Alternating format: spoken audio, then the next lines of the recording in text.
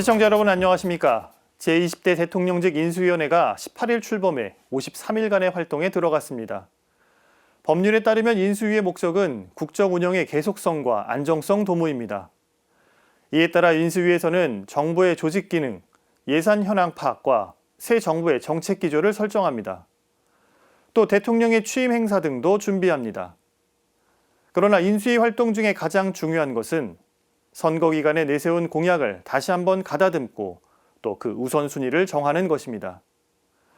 또 현 정부의 정책 가운데 유지할 내용과 수정 보완할 내용이 무엇인지를 결정합니다. 지금 윤석열 당선인 앞에는 부동산 문제와 경제 불평등, 세대 갈등과 양극화, 청년 실업과 기후위기 등 풀어야 할 난제들이 산적해 있습니다. 대선 공약은 국민과의 약속으로 꼭 지켜야 하지만 난제들을 풀기 위해선 국민 통합과 야당과의 협치를 위해 공약이 수정되고 또 보완되어야 할 것입니다. 젠더 갈등을 부추겼던 일부 공약은 국민 통합을 위해 재검토도 필요해 보입니다. 또 정권 교체를 내세워 당선됐지만 성과가 나타나고 있는 현 정부의 정책은 지속적으로 이어갔으면 합니다. 특히 한반도 평화를 위한 외교 안보 정책은 장기적이고 다차원적으로 접근해야 하기에 국익 우선을 먼저 생각해야 할 것입니다.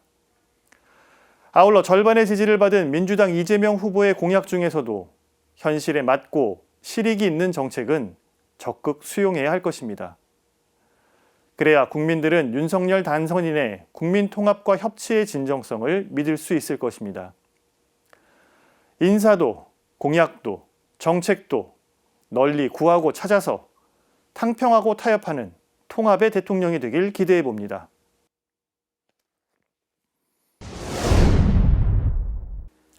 동해안 산불이 열흘 만에 꺼졌습니다. 역대 최장기 산불로 기록되며 막대한 피해를 남겼는데요. 피해 주민들은 대형 재난으로 황망해하면서도 한편으로 희망을 잃지 않고 있습니다. 화마가 휩쓸고 간 피해 현장을 기자가 다녀왔습니다. 이어서 산불 이재민을 돕기 위한 재단법인 바보의 나눔 등 교회 긴급구호 활동을 전해드립니다. 아울러 산불은 꺼졌지만 이번 재난이 우리에게 주는 경고는 무엇이고 어떤 의미가 있는지 짚어봤습니다.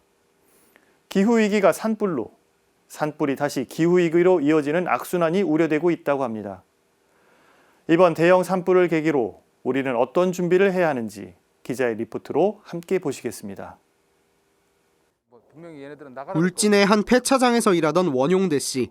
원 씨는 지난 4일 발생한 산불로 삶의 터전을 모두 잃었습니다. 불길은 원 씨의 일터를 삼켜버렸고 인근 자택에도 일부 피해를 줬습니다. 이곳은 원용대 씨가 일하던 폐차장입니다. 차량 130여 대가 불에 탔고 건물은 이렇게 형체도 알아볼 수 없게 됐습니다. 다행히 집 안은 무사했지만 원 씨는 번지는 불길에서 겨우 몸만 빠져나올 수밖에 없었습니다. 하지만 미처 살피지 못해 화상을 입은 반려견을 생각하면 지금도 눈물이 고입니다. 얼마나 막 하늘이 무너지는지 막 눈물밖에 안 나더라고요. 다 제거한 다음에 올라왔더니 강아지가 살아서 꼬리를 치고 있는 거예요. 거기서 또 눈물이 얼마나 나는지. 갈 곳이 없어진 원 씨 가족을 받아준 건 하느님의 집이었습니다. 원 씨 부부가 마침 울진 본당 민족화해 부장과 재정부장으로 봉사하고 있었습니다. 본당이 부속 공간인 나눔의 집을 선뜻 제공하면서 거처를 마련하는 동안 따뜻하게 지낼 수 있게 됐습니다. 지난해 새신자가 된 이영애 씨와 남편 장상봉 씨의 집도 잿더미로 변했습니다. 농기구와 식료품을 쌓아둔 컨테이너 창고도 마찬가지. 벼와 고추를 키우며 살아가는 이 씨 가정은 한창 봄 농사를 준비할 때지만 막막함만 더해집니다. jet밖에 없더라고. 다 타고. 그래서 지금 뭐 손을 댈려 해도 뭐 삽 한 개도 없고 뭐 호미 한 개도 없는데 그냥 멍청하게 와서 부타지만 구경하고 매일 지내고 있습니다. 울진에서 건설자재 회사를 운영하는 전시몬 씨는 창고와 사무실이 전소했습니다. 10년 넘게 일궈온 회사가 제로 변하는 데는 15분도 걸리지 않았습니다. 값비싼 자재들이 모두 불탔지만 피해 규모 산출이 어려워 보상 여부는 불투명합니다. 울진 주민들은 터전을 잃은 가운데서도 기도와 희망을 잃지 않고 있습니다. 정신 차리고 살아야 되니까 다시 이제 어제부터 다시 이제 생활을 하려고 컴퓨터 아시는 사장님 댁에 책상 하나 놓고 다시 이제 하려고 그런 지금 그런 상태입니다. 하느님한테 감사한 게 우리 집안에는 소지품이 하나도 안 탔다는 거. 겉에만 저래 다 됐고 그거에 또 감사드리고 우리 식구들 안 다치게 해주고 그래서 감사하고. 아직도 잔불이 완전히 제거되지 않은 울진의 상황. 피해 복구를 위한 후원은 안동교구와 춘천교구 관리국을 통해 동참할 수 있습니다. 그동안 많은 걱정과 관심, 기도해 주신 모든 분들에게 진심으로 감사를 드리며 또 앞으로도 지속적으로 계속해서 기도해 주시고 후원해 주시면 감사하겠습니다. CPBC 김영준입니다.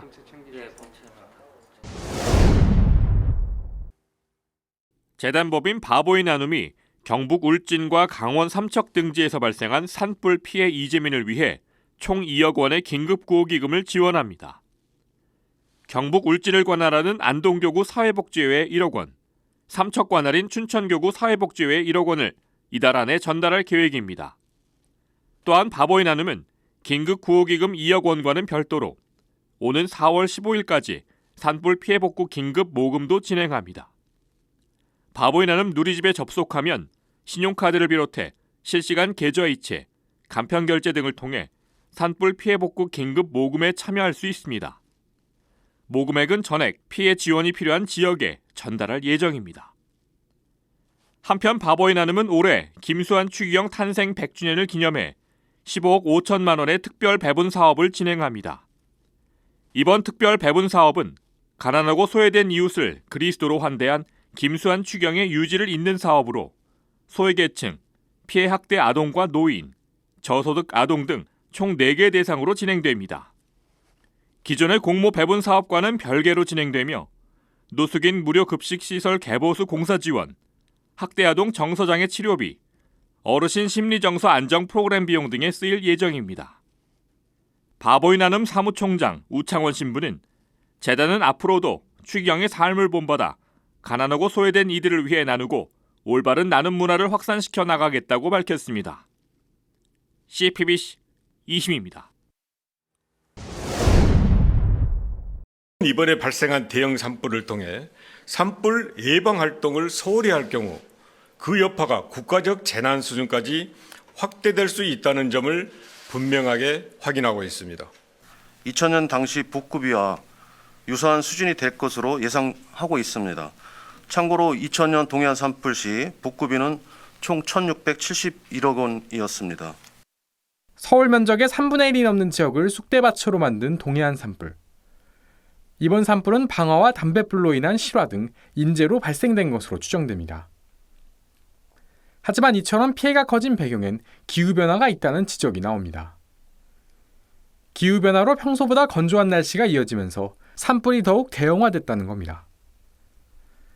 봄철에 집중됐던 산불이 이제는 계절과 상관없이 자주 발생할 수 있다는 암울한 전망도 나옵니다.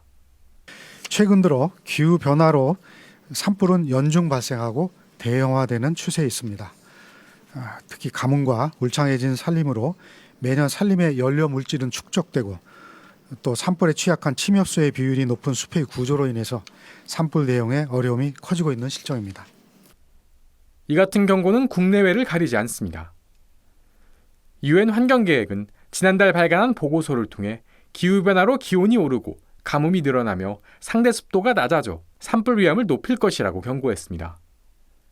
그러면서 산불 발생 건수가 2030년까지 14%, 2050년까지 30%, 21세기 말까지 50%가 증가할 것이라고 전망했습니다.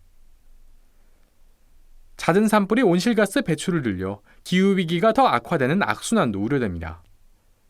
실제로 산림청은 지난해 7월 한 달 동안 북미, 유럽 등에서 발생한 산불로 3억 톤 이상의 이산화탄소가 배출됐다는 추정치를 내놓기도 했습니다.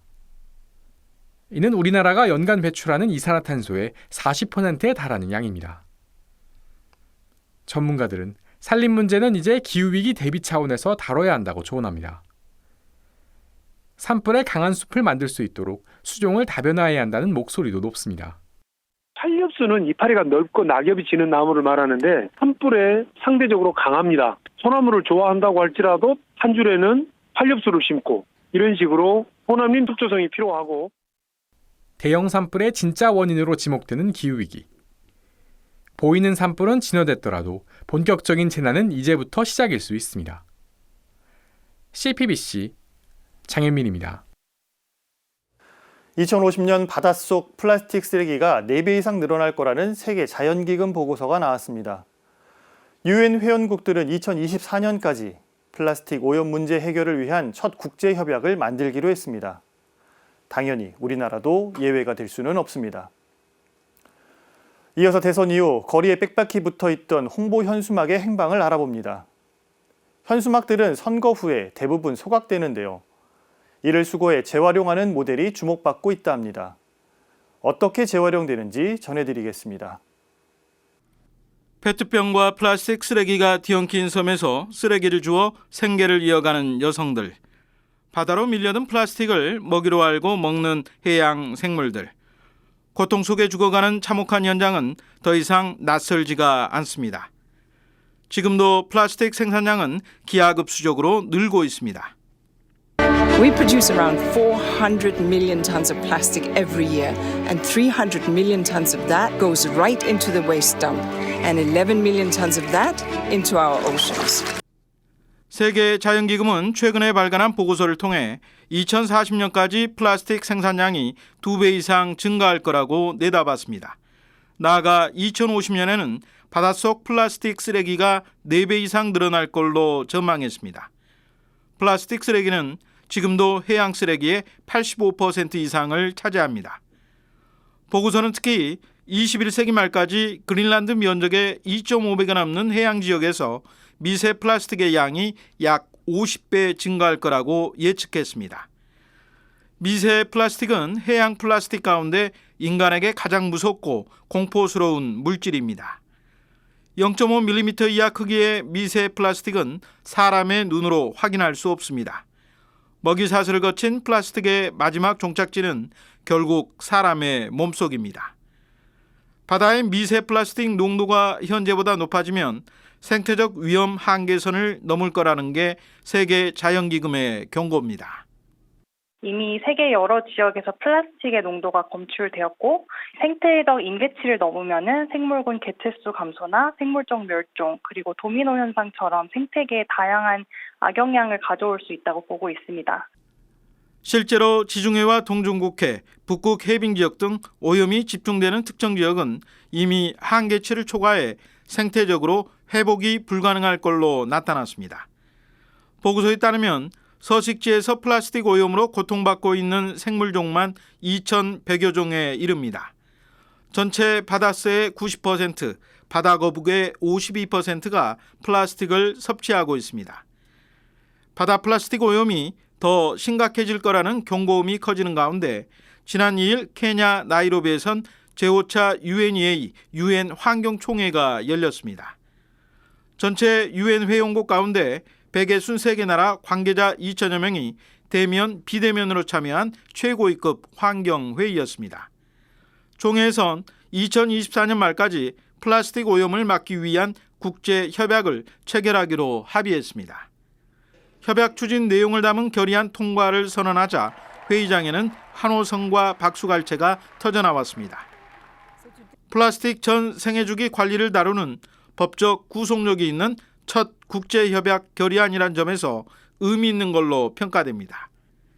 구속력을 가진 만큼 2024년 협약이 완성되면 플라스틱을 생산 판매하는 각국 대기업들에게도 제약이 따를 것으로 예상됩니다. 한국도 예외는 아닙니다.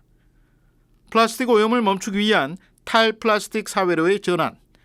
늦었지만 국제사회가 이제 그 첫걸음을 뗐습니다. CPBC 윤재선입니다. 어느 때보다 환경에 대한 이슈가 중요하게 다뤄졌던 이번 20대 대선. 후보들은 저마다 기후위기 극복을 위한 정책들을 쏟아냈습니다. 하지만 그 정책들이 담긴 곳은 한 번 쓰이고 버려지는 현수막이었습니다. 환경단체들에 따르면 이번 대선에 걸린 선거 현수막은 10만 장이 넘는 것으로 추산됩니다. 현수막들은 선거가 끝나면 산업 폐기물로 분류돼 대부분 소각됩니다. 이 과정에서 배출되는 온실가스를 고려하면 기후위기 극복과는 거리가 멀어 보입니다. 온실가스 배출량을 저희가 환산을 했을 때 플라스틱 일회용컵 5억 4천만 개 사용에 따른 온실가스 배출량과 같다. 라는 데이터를 산출을 하게 됐거든요. 경기도 파주에 위치한 녹색발전소는 이러한 폐현수막을 재활용하고 있습니다. 버려질 현수막들을 마대와 가방 등으로 탈바꿈시키고 있는 겁니다. 이번 대선 폐현수막도 새롭게 활용되고 있습니다. 녹색발전소가 서울 종로구로부터 수거한 대선 현수막만 자그마치 2톤. 종로구는 이곳에서 분리수거 안내문을 부착한 가방을 제작해 구민들에게 배포할 계획입니다. 이처럼 선거 폐기물을 지자체에서 신경 쓰고는 있지만 정당 차원의 접근도 필요하다는 지적이 나옵니다. 당에서 이걸 처리를 해줘야 되는 것이 원칙이다. 당이 달았으니까. 그런 것들이 선거만 끝나면 언제 받느냐는 식으로 내팽개치고 그것이 모아져서 소각장으로 갈 때마다 가슴이 아프죠. 선거 과정에서 발생하는 쓰레기는 현수막만이 아닙니다. 유권자들에게 일괄적으로 발송되는 인쇄공보물과 벽보를 처리할 때도 많은 양의 온실가스가 배출됩니다. 녹색발전소의 모델처럼 선거 폐기물을 재활용하는 노력과 함께 일회성 홍보물 사용 자체를 줄여갈 필요성도 제기됩니다. 선거가 치러지면서도 가급적이면 최소의 현수막을 달았으면 좋겠고, 세계가 전부 기후변화 때문에 골머리를 앓고 있잖아요. 그래서 대권에 출마하신 분들이나 정치하시는 분들이 앞장서서 좀 그것을 바람직한 방향으로 가져갔으면 좋겠고. 이제는 전국 동시지방선거를 70여일 앞두고 있는 시점. 기후위기 극복이 공약에 그치지 않으려면 선거 과정에서부터 환경을 위한 실천이 이루어져야 할 겁니다. CPBC 김영준입니다. 코로나19 장기화 속에서 장애인과 고령층은 이중고를 겪고 있습니다. 당장 시각장애인은 혼자서 자가진단 키트를 이용하는 것조차 어렵습니다. 어떤 어려움이 있는지 짚어봤습니다. 코로나19 신규 확진자가 연일 수십만 명을 오르내리고 있지만 아파도 쉴 수 없는 사람들이 적지 않습니다. 그래서 아프면 쉴 수 있는 권리, 즉 상병수당을 서둘러 도입해야 한다는 목소리가 나오고 있는데요. 어떤 내용인지 자세히 전해드립니다. 코로나19가 일상으로 들어온 지 벌써 3년째. 사회적 거리두기부터 방역 패스 등 코로나 방역과 의료 체계가 빠르게 바뀌고 있지만 유독 바뀌지 않는 것이 있습니다. 바로 사각지대에 놓인 취약계층 배려입니다. 백신 접종부터 PCR 검사까지 이들은 3년 동안 변함없이 고려 대상에서 후순위로 밀려나고 있습니다. 그러는 사이 장애인의 치명률은 일반 확진자보다 약 20배 이상 높아졌습니다. 장애인들은 검사를 받는 과정부터 쉽지 않습니다. 증상이 의심되면 자가진단 키트로 검사를 해야 하는데 이 과정에서 시각장애인은 혼자서 할 수가 없습니다. 병원이나 보건소에서 검사를 받아야 하는데 가는 길부터가 고난의 연속입니다. 사실 선별 진료소까지 가는 데에 불편한 게 뭐냐면 중간에 횡단보도도 있고요. 뭐 차들도 많이 다니고 뭐 어떤 경우에는 뭐 주차장 내에 하기도 하고 공간이 워낙 넓기 때문에 사실 시각장애인 혼자서 찾아가기가 힘든 상황이 지금 환경이 그렇게 되어 있습니다. 지난달 22일 한 50대 시각장애인이 혼자 선별진료소를 찾아가다 숨지는 일이 발생하기도 했습니다. 혼자서 갈 수 없어 지인의 도움을 받아야지만 이 또한 쉽지 않습니다. 감염의 위험이 있기 때문입니다. 호흡기 전담병원에서 검사를 받는 경우도 마찬가지입니다. 백신 접종과는 달리 모든 병원에서 검사를 받을 수 있는 게 아니기 때문에 평소 다니던 병원이 아닌 호흡기 전담병원을 다시 찾아가야 합니다. 유동 문제가 해결되지 않는 한 시각장애인은 편하게 PCR 검사를 받을 수가 없는 것이 현실입니다. 우여곡절 끝에 검사를 받고 확진이라면 현재로선 7일 격리해야 합니다. 장애인의 경우 일반관리군에 속하는데 이럴 경우 치료소가 아니라 집에서 나 홀로 치료를 해야 합니다. 하지만 혼자 사는 장애인이라면 약을 처방받는 것도 쉽지 않은 상황. 장애인뿐 아니라 고령층도 어려움을 겪고 있는 건 마찬가지입니다. 문자로 공지사항을 전달받고 역학조사도 자기 기입식으로 이뤄지는데 스마트폰을 사용하지 않거나 디지털에 취약한 고령층의 경우 응답하기도 쉽지 않습니다. 뿐만 아니라 당장 생계를 해결해야 하는 저소득층의 경우 격리 기간 동안 소득이 없는 경우를 피하기 위해 자가진단이나 신속항원 검사 기피 현상도 벌어지고 있습니다. 자가진단 키트와 신속항원 검사 비용도 적지 않은 부담입니다. 이런 가운데 확진자 생활지원비와 유급 휴가 비용도 확진자 증가에 따라 반토막으로 줄어든 상황. 사각지대에 있는 이들이 사회에 방치되지 않도록 정부는 신체, 경제적 약자 등 취약계층을 최우선으로 보호할 방안을 강구해야 할 것으로 보입니다. CPBC 김정호입니다. 1148명, 지난 5년 사이 과로사로 세상을 떠난 노동자 수입니다. 아프면 당연히 쉬어야 하는데 그럴 수 없다는데 문제의 심각성이 있습니다. 우리나라는 아파도 쉬지 못하는 노동자가 아직도 훨씬 많습니다. 특수고용 노동자나 비정규직, 일용직 노동자처럼 대부분 사회보장 사각지대에 놓인 불안정 노동자들입니다. 활동지원사들은 시급제 노동을 하고 있어요. 매년 그 근로계약을 갱신하면서 최저임금에 따라서 매년 근로계약서를 작성하고 시급제로 일하기 때문에 개인적인 일이 있거나 아프거나 집에 상을 당하거나 이럴 경우에는 사실상 일을 하지 못하기 때문에 월급이 없게 되는 아니면 월급이 현저하게 줄게 되는 상황이 발생해서 더구나 코로나 감염병 확진이 폭증하는 상황에서 아프면 쉴 권리를 서둘러 보장해야 한다는 사회적 요구가 높아지고 있습니다. 임시직, 일용직이나 이제 자영업자, 특수형태 근로자의 경우는 하루 일하지 않는 것이 그대로 손실로 넘어오기 때문에 병원에 갈 수가 없습니다. 그런 분들을 보호하기 위해서, 그리고 이런 분들이 조기에 치료를 받고 조기에 회복해서 좀 더 건강한 몸으로 일을 할 수 있도록 그렇게 하기 위해서 정부가 내놓은 대책은 상병수당을 3년 뒤인 오는 2025년부터 도입해 시행한다는 겁니다. 상병수당은 아프면 쉬면서 제때 치료를 할 수 있도록 소득 일부를 보장해주는 제도입니다. 소득 보장 수준과 방법은 오는 7월부터 2, 3단계 시범 사업을 한 뒤 그 결과를 토대로 사회적 논의를 거쳐 결정하겠다는 게 정부의 입장입니다. 하지만 시민사회단체들은 정부의 이런 시범 사업 계획에 대해 실망스럽다고 비판합니다. 1차 시범 사업의 내용은 상병으로 근로활동이 어려운 기간에 일 4만 3천 원 정도, 2022년 최저임금의 60% 수준을 지급하는 정도를 발표하고 보장 기간도 최소 90일에서 최대 120일로 계획하고 있습니다. 보장 수준이 낮아서 사회안전망의 기능을 하기에 매우 미흡하고 제도의 효과를 검증할 수 있을지도 의문입니다. 코로나 확산 초기 대부분의 국가들은 상병수당의 보장성을 확대하거나 제도가 없는 국가는 상병수당을 즉시 도입했습니다.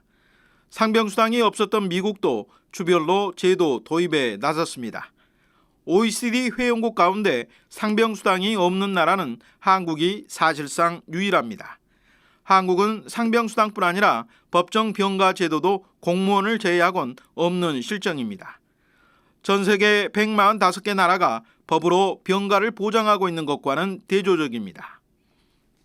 나머지 기업들은 이제 법정 병가가 없으니까 단체 협약으로 제공을 해야겠죠. 그 노사 간의 합의를 통해서 병가가 제공이 되고 있는데요. 그렇게 제공되는 기업은 전체의 21%이고요. 그런데 이것이 불평등이 좀 커서 5인 미만 사업장은 12%에 불과합니다. 그런 점에서 대선 기간 주요 후보들이 상병수당 도입을 정책 공약으로 언급한 건 그나마 다행입니다. 시민사회단체들은 대선이 끝난 지금 대통령 당선인과 차기 정부가 보다 구체적이고 책임 있는 자세를 보일 것을 촉구하고 있습니다.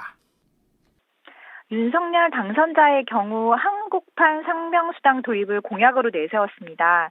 그런데 최대한 빠른 시일 내에 적정한 소득 지원 이외에 다른 언급은 없었습니다. 추상적 수준에서만 언급하고 있는 건데요. 구체적인 제도를 보여줌으로써 책임 있는 자세를 보여야 할 것입니다.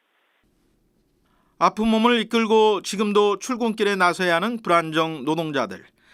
마음 편히 제때 치료를 받고 소득을 보장받을 수 있는 날이 어서 오기를 손꼽아 기다리고 있습니다. CPBC 윤재선입니다. 프란치스코 교황이 러시아와 우크라이나를 파티마 성목계 봉헌하기로 했습니다. 예식은 오는 25일 바티칸 성 베드로 대성당과 포르투갈 파티마에서 거행됩니다. 이어서 3주째를 맞는 러시아의 우크라이나 침공과 관련해 피해 상황 알아보겠습니다. 인명피해가 점점 커지고 있는데요.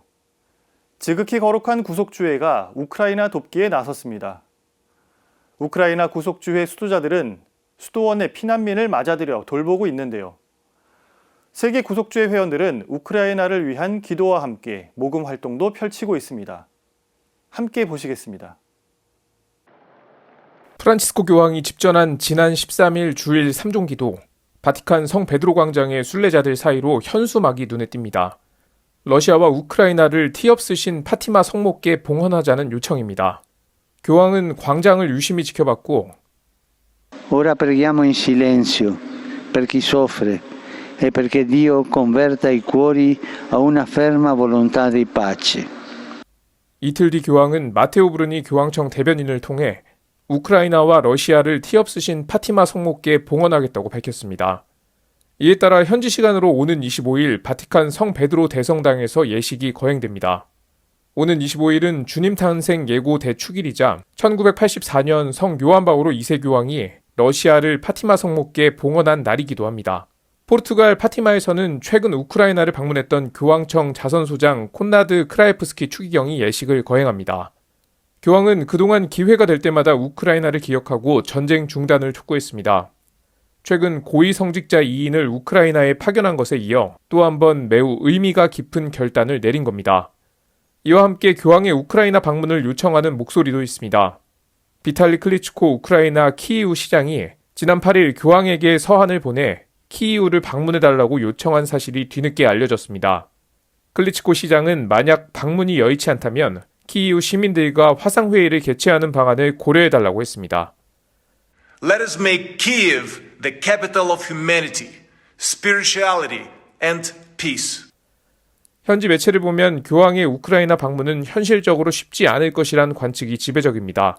대신 교황은 서한을 받은 뒤 고위 성직자 2인을 우크라이나에 파견했습니다.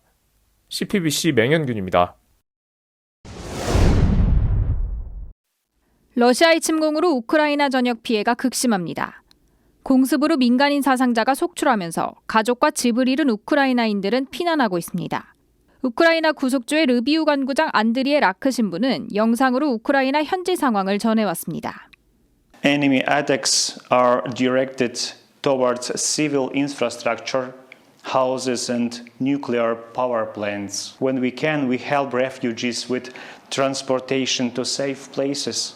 We try to give them temporary shelter in our monasteries. 우크라이나 서쪽에 위치한 르비우 수도원에는 현재 우크라이나 피난민들이 몸을 숨기고 있습니다. 구속주의 수도자들은 우크라이나 북부 체르니히우와 동부 베르단스크에서도 국민들의 탈출을 돕고 생필품을 지원하는 중입니다. 구속주의 로마 총본부 마이클 브렐 총장 신부는 올 초부터 우크라이나와 러시아 국경 간 긴장 상태를 염려하며 신자들에게 기도를 당부했습니다. 그리고 지난 2월 24일 러시아 침공이 본격화하면서 전 세계 장상들에게 직접적인 도움을 호소한 바 있습니다. 이 러시아의 침공이 금방 끝날 줄 알았는데 지금은 우크라이나 자체의 어떤 저항 때문에 길어지고 있고 총장 신부님이 전 세계 장상들에게 우크라이나에 있는 120명가량의 형제들을 위해서 모금을 해줄 것을 요청을 하셨습니다.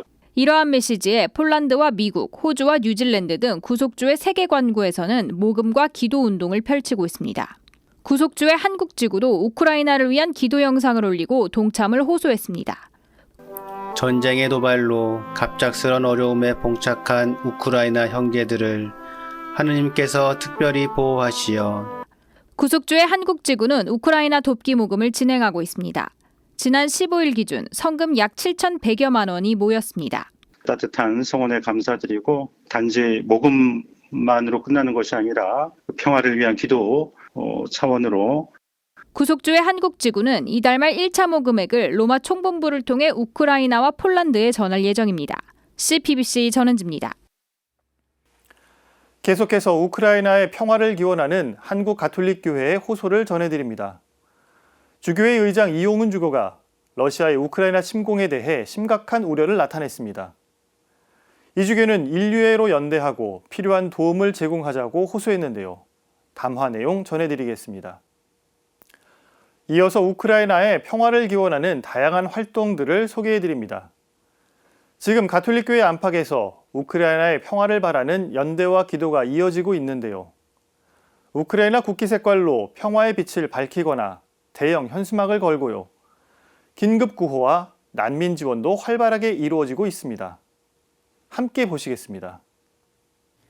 주교회 의장 이용은 주교는 어제 발표한 담화에서 이번 전쟁으로 수많은 인명피해와 난민이 발생했고 민간인들, 특히 어린이가 희생됐다는 비보에 슬픔을 금치 못한다고 밝혔습니다. 그러면서 이 전쟁은 우크라이나뿐만 아니라 서로 긴밀하게 연결되어 있는 전 세계에 막대한 영향과 해악을 미친다고 지적했습니다. 이어 한국천주교회는 러시아의 우크라이나 침공에 심각한 우려를 표명하며 지금이라도 모든 합리적 방법을 강구해 하루빨리 이 비극을 종식해야 한다고 강조했습니다. 이 주교는 모든 전쟁 행위는 하느님을 거스르고 인간 자신을 거스르는 범죄이자 확고히 또 단호히 단죄받아야 한다는 교회의 가르침을 다시 한번 천명한다고 말했습니다. 아울러 한국천주교회는 고통을 겪고 있는 우크라이나 형제자매들과 우애와 인류애로 연대한다면서 전쟁으로 고통받고 죽음의 공포에 떨고 있는 모든 이들에게 주님의 은총과 평화가 함께하길 기도하고 그들에게 필요한 도움을 제공하자고 호소했습니다. 어두운 밤하늘, 파란색과 노란색 빛이 어우러진 첨탑이 고고하게 빛을 발합니다. 조명으로 절두산 성당 첨탑에 우크라이나 국기를 표현한 미디어 파사드입니다. 서소문성지 역사박물관엔 40여 개의 언어로 평화를 적은 대형 현수막이 걸렸습니다. 건물 안에선 우크라이나 국기를 본딴 청사초롱들이 어둠을 밝힙니다. 우크라이나의 평화 회복을 기도하며 설치된 작품들입니다. 안에서의 빛을 통해서 밖으로 색이 드러나는 모양새이기도 해서 우리의 희망을 담은 메시지가 빛을 희망하는 우리의 메시지가 청사초롱을 통해서 밖으로 더욱 많이 퍼져나갔으면 하는 마음을 담았습니다. SNS에선 우크라이나 평화를 지지하는 게시물들이 줄을 잇고 있습니다.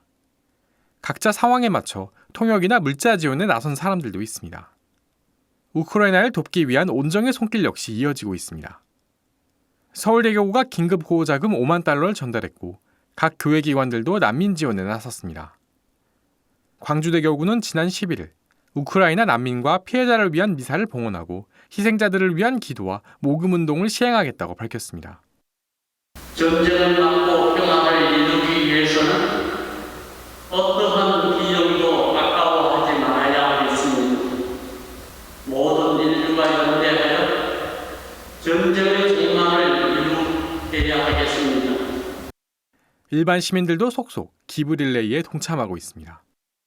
수많은 외부의 도움들을 받아가지고 국경을 이겨냈던 나라이기 때문에 삶의 터전을 위협받는 사람들의 이야기에 마냥 무심할 수가 없어서 그 후원 채널을 알고서는 큰 망설임 없이 기부를 결정하게 된 것 같습니다.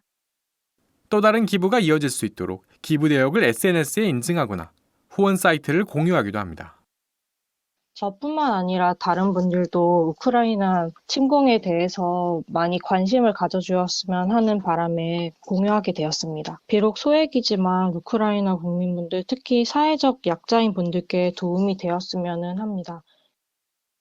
따뜻한 형제를 발휘해 우크라이나의 평화 회복을 응원하고 나선 사람들. 방법은 조금씩 다르지만 평화를 기원하는 마음만큼은 모두 같습니다. CPBC 장인민입니다. 19일은 복되신 동정 마리아의 배필 성 요셉 대축일입니다. 성 요셉은 보잘것없는 목수였지만 예수님을 낳으신 성모 마리아와 어린 예수님을 보호하고 지킨 의로운 분이었습니다. 성 요셉이 동정 마리아의 배필이 될 수 있었던 이유, 그리고 성인의 삶과 신앙을 정리했습니다. 성경에서 동정 마리아의 배필 성 요셉에 관한 기록은 그리 많지 않습니다. 신약 성경에 예수님의 탄생기와 성장기에만 나타냈을 뿐 예수님의 공생활이 시작된 이후엔 일체 드러나지 않는 인물입니다. 4개 복음사가 가운데 요셉에 대해 언급한 복음사가는 마테오와 루카 정도이고 마르코와 요한의 복음서에는 거의 언급조차 되지 않습니다.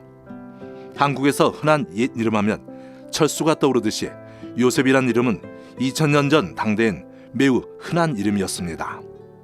신약 성경에서만 살펴봐도 아리마테아 요셉, 요셉 바르나바 등 많은 인물이 등장합니다. 요셉의 직업은 목수였습니다. 이는 예수님을 설명할 때 목수의 아들이라는 언급을 통해서 확인됩니다. 요셉을 언급할 때 늘 따라오는 의롭다라는 수식어는 요셉이 법을 어기지 않고 충실히 살려 노력하는 삶을 살았던 것으로 보이기 때문입니다. 마리아의 갑작스런 임신 소식에도 그 일을 사람들에게 폭로하고 싶지 않았기 때문에 조용히 파혼하려 했다는 것은 그가 의로운 사람임을 알게 해줍니다. 당시 풍습으로는 약혼이 곧 완전한 혼인으로 맺어진 부부로 간주됐기 때문입니다. 법은 지키되 마리아가 공적으로 드러나지 않기를 원했던 면모를 봐 요셉은 꽉 막힌 사람은 아니었습니다. 요셉 성인에 대한 교회의 신심은 비교적 늦게 시작됐습니다. 8세기 북부 프랑스에서 시작된 요셉 신심은 1479년 교황 식스토 4세가 로마에 요셉 신심을 도입하면서 급물살을 타게 됩니다. 1870년 교황 비오 9세가 요셉을 교회의 수호 성인으로 선포하면서 교회가 공식적으로 요셉에 대한 신심을 인정하고 장려하게 됐습니다. 또한 1955년 교황 비오 12세가 공산주의자들의 노동절에 대응해 5월 1일을 노동자의 성요셉 기념일로 제정 선포하면서 노동자의 수호 성인으로도 불려지게 됩니다. 프란치스코 교황은 요셉 성인의 보편교회 수호자 선포 150주년을 기념해 2020년 12월 8일 교서 아버지의 마음으로를 발표하고 지난해까지를 요셉의 해로 선포한 바 있습니다. 교황은 교서를 통해 교황 문헌에서 하느님의 어머니이신 마리아 못지않게 배필 요셉만큼 자주 언급된 성인은 없다면서 이같이 밝혔습니다. 주목받지 않고 날마다 신중하게 자신의 존재를 숨기며 살아가는 요셉 안에서 우리는 저마다 공경에 놓일 때 중재자, 지원자, 안내자를 발견할 수 있습니다.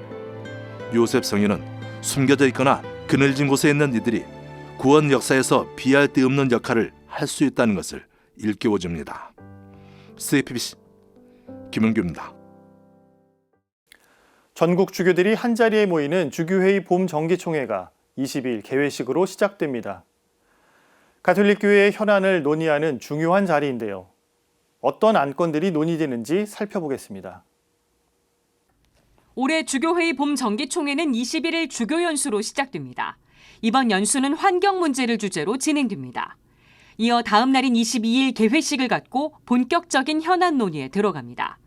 이번 총회에서 가장 눈에 띄는 안건은 가경자 최영업 신부의 전구를 통해 얻은 기적 사례를 보고받는 것입니다.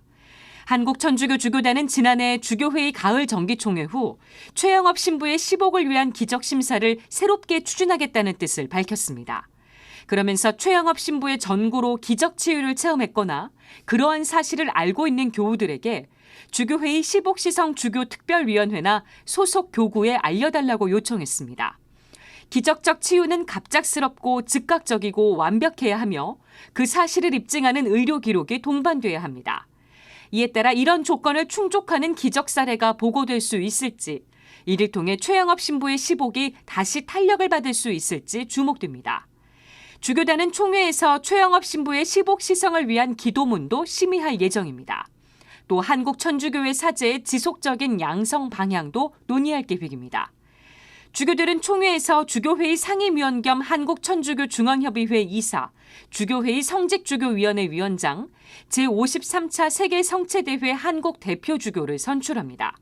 그리고 한국천주교회가 가난한 나라를 위해 전개한 백신 나눔 기금 모금액도 보고받습니다. 아울러 교리교사직 수여 예식의 우리말 번역문과 하느님 자비를 구하는 기도 번역문, 천주교 신제를 위한 일치운동 길잡이인 그리스도인 일치의 여정 심의도 안건으로 올라와 있습니다. 주교회의 봄 정기총회 결과는 다음 주 후반에 발표됩니다. 지금까지 앵커 리포트였습니다.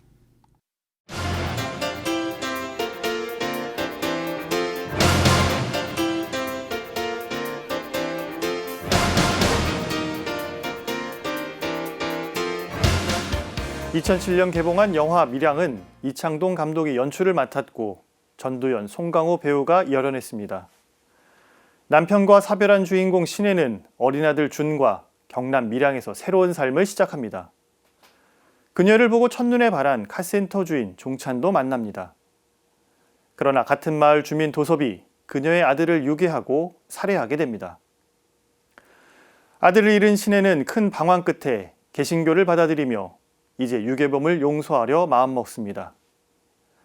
하지만 정작 교도소에서 만난 도섭이 자신은 이미 신의 용서를 받았다며 너무나 평온한 삶을 살아가고 있음을 보고 그녀는 큰 충격을 받습니다.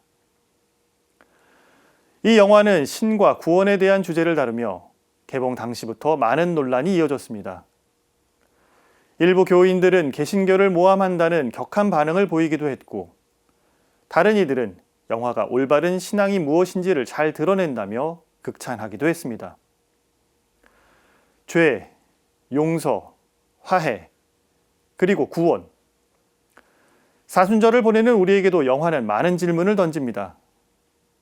하느님은 분명 용서의 하느님이시지만 그러기 위해서는 자신의 죄가 무엇인지를 마주하고 용감하게 인정하는 것이 화해의 시작일 것입니다. 영화 미령은 그런 의미에서 피해자의 고통에 진심으로 아파하는 것 없이 참된 화해는 완성되기 어렵다는 것을 잘 보여줍니다. 화해와 용서는 단순히 과거를 지우는 것이 아니라 과거를 뛰어넘는 것이어야 하기 때문입니다. 최근 정치권에서 이명박 전 대통령 사면 논란이 일어나고 있습니다. 이명박 전 대통령은 자동차 시트 회사 다스에서 무려 16년 동안 약 250억 원을 횡령했습니다. 삼성으로부터 받은 뇌물만 약 90억, 국정원 횡령과 뇌물 액수도 5억 원 등 총 350억이 넘는 부당 이득을 취했습니다.